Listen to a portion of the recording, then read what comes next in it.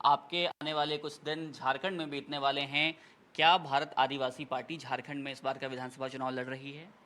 आपके चैनल के माध्यम से झारखंड के साथियों को मेरी ओर से सेवा जोहार। अवश्य पूरे देश की निगाह है झारखंड और महाराष्ट्र पे है।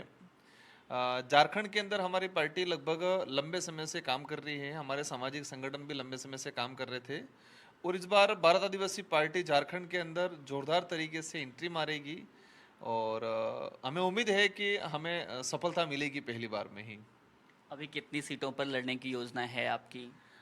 बाकी जो प्रदेश कार्यकारिणी हम लोगों ने बना रखी है और हमारी एक राष्ट्रीय कार्यकारिणी की कोर कमेटी है। अभी तक ये डिसाइड हुआ है कि हम बेसिक सीटों पे ही लड़ेंगे, ज़्यादा सीटों पे हम चुनाव नहीं लड़ेंगे और जिन सीटों पे लड़ेंगे वो जोरदार तरीके से लड़ेंगे और उसको परिणाम में कन्वर्ट कराएंगे। परिणाम में कन्वर्ट कराएंगे। राजस्थान में भी उपचुनाव होने हैं, 7 ऐसी सीटें हैं जहां पर उपचुनाव होंगे और उसमें 84 की सीट जिसको छोड़ करके आप सांसद बने हैं वह भी है, सलूम्बर की सीट भी है, बाकी सीटें भी हैं। इसमें क्या कुछ आपकी भारत आदिवासी पार्टी की योजना है इन सीटों को लेकर? देखो, जब सरकार सत्ता में कोई पार्टी होती है और पार्टी होती है उस दौरान अगर उपचुनाव होते हैं तो बड़ा डिफिकल्ट रहता है कि वो सत्ताधारी पार्टी के पक्ष में मतदाता भी सोचता है और एक पूरा मतलब तंत्र लगा लेते हैं। लेकिन इस बार जो सरकार सत्ता में है और उपचुनाव है तो एक मतलब कहते हैं नॉर्मली तरीके से जो रहता है वो नहीं है, बिल्कुल विपरीत है। सरकार बहुत शानदार, जनता बहुत शानदार तरीके से जवाब देने को तैयार बैठी है। बस चुनाव आयोग जल्दी अपने डेट डिक्लेयर कर ले, चुनाव हो जाए, राजस्थान की 7 सीटों पे जनता जोरदार तरीके से जवाब देने के लिए तैयार है।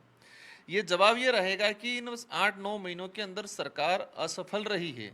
सरकार किसी भी मामले में न तो युवाओं को मतलब राजी कर पाई है, न बड़े बुजुर्गों को, न एम्प्लॉइयों को। और एक चीज देखिए कि जो नॉर्मली जो योजना चली आ रही है सेंट्रल और स्टेट की, उस योजना को धरातल पे इम्प्लीमेंट भी नहीं कर पा रही है। तो विशेषकर आपने कहा 84 और सोलंबर का, 84 की जनता ने मुझे 2 बार विधायक बनाया बहुत शानदार वोटों से और अब बांसवाड़ा डूंगरपुर की जनता ने मुझे सांसद बनाया। जनता ने जब मुझे सांसद के लिए चुनाव के लिए भेजा तब उन्होंने मेरे से प्रॉमिस किया है कि हम कोई भी उम्मीदवार आएगा भारत आदिवासी पार्टी से ही जीतेगा। वर्तमान में भजनलाल जी की सरकार है, भजनलाल जी ने काफ़ी बार वहाँ पर मीटिंगें की है, लेकिन एक गंदी जो राजनीतिक हो रही है।